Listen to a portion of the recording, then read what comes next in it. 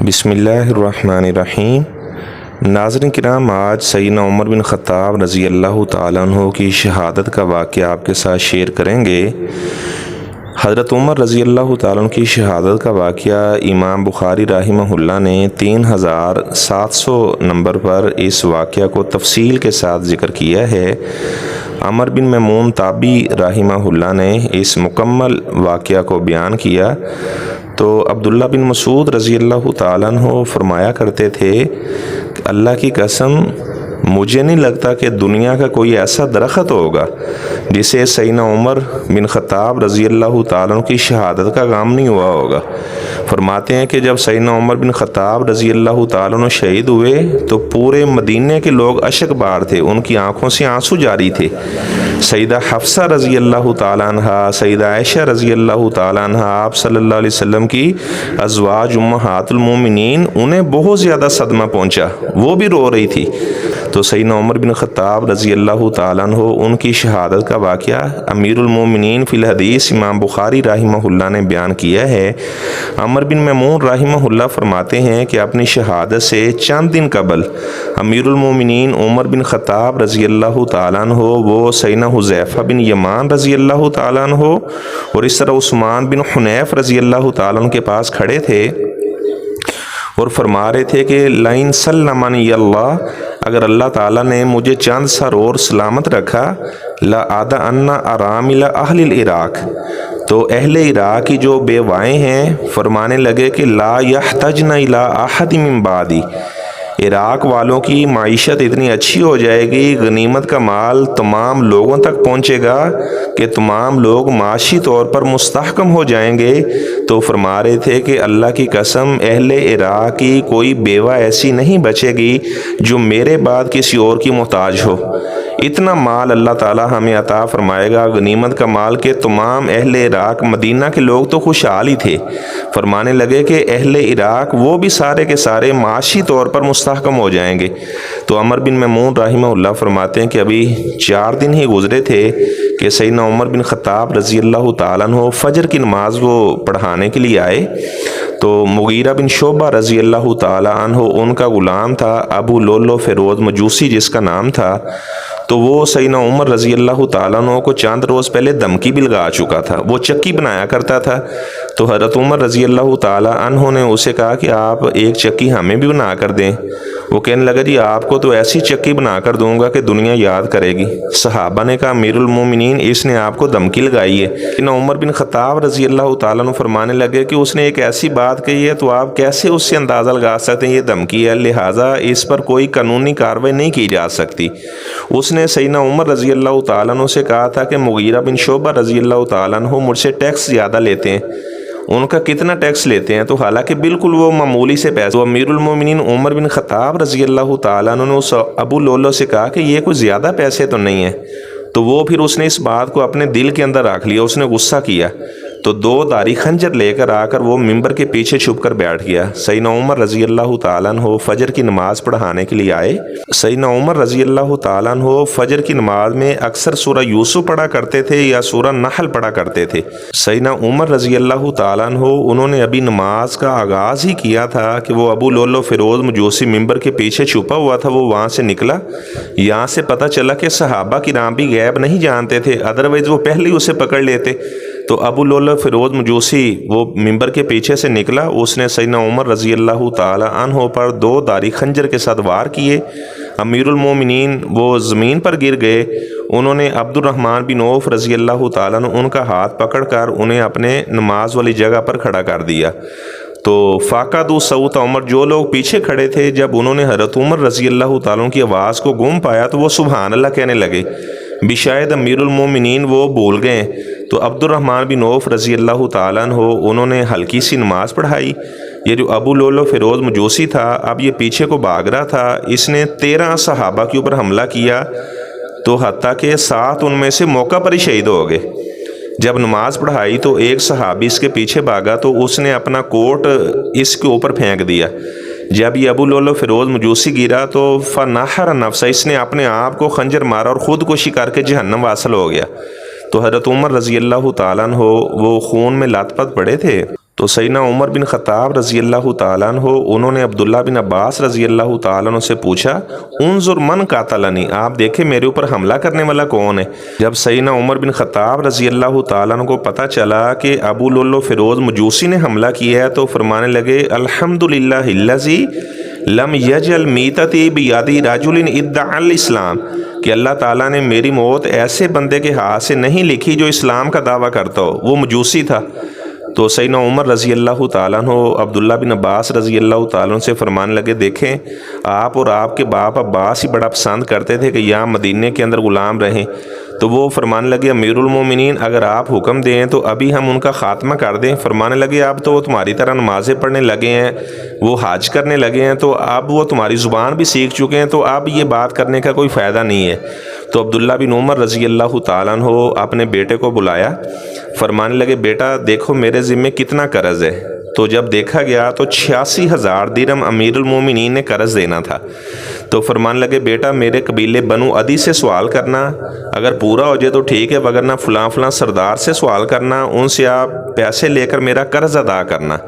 کیونکہ صحابہ کرام جانتے تھے کہ جب تک قرض ادا نہ کیا جائے تو اس وقت تک انسان کا معاملہ وہ معلق رہتا ہے۔ کتنے ایسے لوگ ہیں جو لوگوں کے پیسے دبا لیتے ہیں، وہ واپس ہی نہیں کرتے۔ تو سیدنا عمر رضی اللہ تعالیٰ عنہ کو اپنے قرض کی فکر دی، سب سے پہلے اپنے بیٹے سے یہ بات کہی۔ لوگ شہد لے کر آئے، کچھ نبیذ لے کر آئے، امیر المومنین کو پلایا گیا تو وہ ان کی پیٹ سے باہر آ گیا۔ بعض نے کہا کہ حضرت عمر کو دودھ پلایا جائے تو دودھ پلایا گیا تو وہ بھی زخموں سے باہر آ گیا۔ تو بعض صحابہ کہنے لگے لا باسا، کوئی بات نہیں ہے، معمولی سا زخم ہے، انشاءاللہ امیر المومنین ٹھیک ہو جائیں گے، وہ تسلی دے رہے تھے۔ اور بعض صحابہ بات کر رہے تھے کہ لگتا ہے کہ اب امیر المومنین نہیں بچیں گے۔ تو سیدنا عمر بن خطاب رضی اللہ تعالیٰ عنہ ان کو ان کے گھر کی جانب اٹھایا گیا، اپنے بیٹے عبداللہ کو بلایا، کہنے لگے بیٹا ام المومنین حضرت عائشہ رضی اللہ تعالیٰ عنہا کے پاس جاؤ، آپ نے کہنا ہے کہ جو میرا باپ عمر بن خطاب ہیں وہ آپ کو سلام کہہ رہے ہیں اور وہ اجازت طلب کر رہے ہیں ان یدفن ما صاحبی، کیا اللہ کے رسول صلی اللہ علیہ وسلم کے اور سیدنا ابو بکر صدیق رضی اللہ تعالیٰ عنہ ان کے قدموں میں جگہ مل سکتی ہے؟ تو عبداللہ بن عمر رضی اللہ تعالیٰ عنہ باگے باگے گئے، حضرت عائشہ رضی اللہ تعالیٰ عنہ حجرے میں بیٹھی، وہ بھی زاروں قطار رو رہی تھی، اور مدینہ طیبہ کے اندر تمام مرد و خواتین حتیٰ کہ چھوٹے بچے بھی رو رہے تھے، اور مسلمانوں کو ایسے لگ رہا تھا کہ جیسے آج سے پہلے کبھی انہوں نے کوئی مصیبت دیکھی نہیں ہے، اتنا زیادہ صدمہ تھا۔ عبداللہ بن عمر رضی اللہ تعالیٰ عنہ انہوں نے سلام پیش کیا اور کہا کہ میرے والد عمر فرما رہے ہیں، اور انہوں نے کہا کہ امیر المومنین نہیں کہنا۔ سیدہ عائشہ رضی اللہ تعالیٰ عنہ زاروں قطار رونے لگی، عبداللہ سے کہنے لگی بیٹا آپ کے باپ کا کیا پیغام ہے آپ بتائیں؟ تو انہوں نے کہا کہ اللہ کے رسول صلی اللہ علیہ وسلم کے قدموں میں میرے باپ کو جگہ مل سکتی ہے، آپ کے باپ سیدنا ابو بکر رضی اللہ تعالیٰ کے قدموں میں میرے باپ عمر کو جگہ مل سکتی ہے؟ تو حضرت عائشہ رضی اللہ تعالیٰ عنہ زاروں قطار رونے لگی اور فرمانے لگی کہ جگہ تو میں نے اپنے لیے رکھی تھی، لیکن نبی کے تمام صحابہ وہ خود چل کر آئے، وہ سارے کے سارے صحابہ مرید ہیں، اور عمر تو مراد رسول بن کر آیا۔ یہ عمر تو وہ صحابی ہیں جسے آپ صلی اللہ علیہ وسلم نے اللہ سے دعائیں کر کر کے اللہ تعالیٰ سے مانگا تھا، تو لہٰذا میں عمر کو اپنی جان پر ترجیح دیتی ہوں۔ عمر کو اجازت ہے کہ وہ آپ صلی اللہ علیہ وسلم کے قدموں میں دفن ہونے کی میں انہیں اجازت دیتی ہوں۔ تو عبداللہ بن عمر رضی اللہ تعالیٰ عنہ باگے باگے گئے، سیدنا عمر رضی اللہ تعالیٰ عنہ انہیں بتایا کہ ام المومنین نے اجازت دے دی ہے،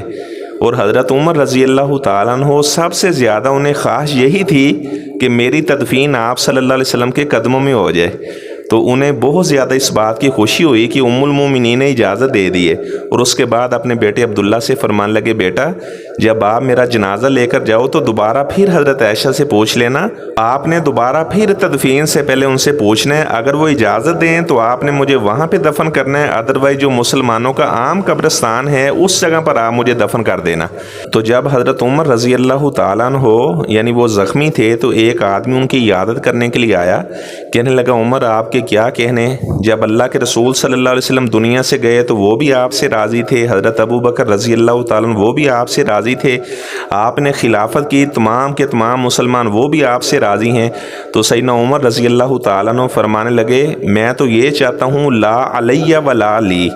میرے جو گناہ ہیں اور میری نیکیاں ہیں یہ اگر برابر برابر ہی ہو جائیں تو پھر بھی غنیمت والی بات ہے۔ فرمایا کرتے تھے اگر اللہ تعالیٰ اعلان کر دے کہ سارے کے سارے لوگ جنت میں جائیں گے، صرف ایک انسان ہے جس نے جہنم میں جانا ہے، فرمایا کرتے تھے مجھے اس بات کا ڈر ہوگا کہ جہنم کے اندر جانے والا وہ ایک بندہ میں ہی نہ ہوں۔ اور اللہ تعالیٰ کی رحمت کی امید کتنی تھی، فرمایا کرتے تھے اگر اللہ تعالیٰ اعلان کر دے کہ سارے کے سارے لوگ جہنم میں جائیں گے، صرف ایک بندہ جنت میں جائے گا، تو فرمایا کرتے تھے میں اللہ سے امید کرتا ہوں وہ جنت میں جانے والا میں عمر ہوں گا۔ یعنی انسان کو اللہ تعالیٰ کا ڈر بھی رکھنا چاہیے اور اس طرح اللہ تعالیٰ کی رحمت کی امید بھی ہونی چاہیے، کبھی اللہ تعالیٰ کی رحمت سے مایوس نہیں ہونا چاہیے۔ وہ نوجوان جب جانے لگا تو اس کی جو شلوار تھی وہ ٹخنوں سے نیچے تھی۔ ظاہری بات ہے اپنی چادر کو، شلوار کو ٹخنوں سے اوپر رکھنا یہ آپ صلی اللہ علیہ وسلم کی سنت ہے۔ ما اسفل من الازار ففی النار، چادر کا، شلوار کا وہ حصہ جو ٹخنوں سے نیچے ہوا جہنم میں جائے گا۔ تو آپ صلی اللہ علیہ وسلم نے وعید بیان کی ہے۔ تو سیدنا عمر رضی اللہ تعالیٰ اس نوجوان سے کہنے لگے ارفع ثوبک، بیٹا اپنے کپڑے کو ٹخنوں سے اوپر کر لو، فَإِنَّهُ أَتْقَى لِرَبِّكَ، اس سے اللہ تعالیٰ بھی خوش ہو جائے گا، وَأَنْقَى لِثَوْبِكَ، آپ کا کپڑا بھی صاف رہے گا۔ یعنی امیر المومنین کو دنیا سے جانے کا وقت ہے اور آپ صلی اللہ علیہ وسلم کا دین آگے پہنچانے کی کتنی تڑپ تھی، اپنے آخری ایام کے اندر بھی انہوں نے تبلیغ کا فریضہ سر انجام دیا۔ اور اس کے بعد فرمانے لگے لوگوں مہاجرین سے اچھا سلوک کرنا، انصار کے ساتھ اچھا سلوک کرنا۔ آپ صلی اللہ علیہ وسلم انصار سے بہت محبت کیا کرتے تھے، انصار کو فرمایا کہ یہ میرا جگر اور کلیجہ ہیں، تو لہٰذا اگر کسی انصاری سے غلطی بھی ہو جائے تو آپ اس سے درگزر کرنا۔ اور اس کے بعد انہوں نے 6 لوگوں کا نام لیا اور فرمانے لگے کہ ان میں سے کسی ایک کو خلیفہ منتخب کر لینا، اور عبداللہ بن عمر میرا بیٹا بھی آئے گا، لہٰذا اس کا خلافت میں کوئی حصہ نہیں ہے، البتہ اس کی دل جوئی کے لیے آپ اسے بھی بٹھا لینا۔ عمر بن خطاب رضی اللہ تعالیٰ عنہ شہید ہوئے تو صہیب رومی رضی اللہ تعالیٰ عنہ نے نماز جنازہ پڑھایا، اور حجرہ عائشہ صدیقہ میں آپ صلی اللہ علیہ وسلم کے قدموں میں سیدنا ابو بکر رضی اللہ تعالیٰ عنہ کے قدم مبارک میں عمر بن خطاب رضی اللہ تعالیٰ عنہ کو دفن کیا گیا۔ اللہ تعالیٰ سے ہم دعا کرتے ہیں جس طرح امیر المومنین نے نیکی اور تقوی والی زندگی بسر کی، اللہ تبارک و تعالیٰ ہمیں بھی نیکی اور تقوی والی زندگی بسر کرنے کی توفیق عطا فرمائے۔ اور جو آپ صلی اللہ علیہ وسلم کے فادر ان لا کا حیا نہیں کرتا، جو سیدنا ابو بکر رضی اللہ تعالیٰ عنہ کا حیا نہیں کرتا، ایسے لوگوں کے چہروں کا اللہ تعالیٰ نور سلب کر لیتے ہیں۔ ایسے لوگوں کے چہرے آپ دیکھیں تو ان کے اوپر پھٹکار پڑی ہوتی ہے، جو شیخین کریمین کی گستاخی کرتے ہیں، ان کے بارے میں نازیبا کلمات استعمال کرتے ہیں، اور اللہ تبارک و تعالیٰ ایسے لوگوں کے چہروں کو منور کر دیتے ہیں جو شیخین کریمین سیدنا ابو بکر رضی اللہ تعالیٰ عنہ، سیدنا عمر رضی اللہ تعالیٰ عنہ، سیدنا عثمان بن عفان رضی اللہ تعالیٰ عنہ، سیدنا علی رضی اللہ تعالیٰ عنہ، سیدنا حسن رضی اللہ تعالیٰ عنہ، سیدنا حسین رضی اللہ تعالیٰ عنہ، امیر معاویہ رضی اللہ تعالیٰ عنہ، ابو سفیان رضی اللہ تعالیٰ عنہ، جو اصحاب رسول سے محبت کرتے ہیں، اللہ تعالیٰ ان کے چہروں کو روشن کر، اور جو صحابہ کرام سے بغض رکھتے ہیں گویا کہ وہ آپ صلی اللہ علیہ وسلم سے بغض رکھتے ہیں، اور جو آپ صلی اللہ علیہ وسلم سے بغض رکھتا ہے گویا کہ وہ اللہ سے بغض رکھتا ہے، اور جو اللہ سے بغض رکھتا ہے تو ظاہری بات ہے اسے اللہ کی رحمت سے دور کر دیا جاتا ہے، وہ خود ہی اپنے آپ کو اذیت میں مبتلا کرتا ہے۔ تو اللہ تعالیٰ سے ہم دعا کرتے ہیں ساری زندگی اللہ تبارک و تعالیٰ ہمیں صحابہ کرام سے محبت کرنے کی اور ان کے نقش قدم پر اللہ تعالیٰ ہمیں چلنے کی توفیق عطا فرمائے۔ وآخر دعوانا ان الحمد للہ رب العالمین۔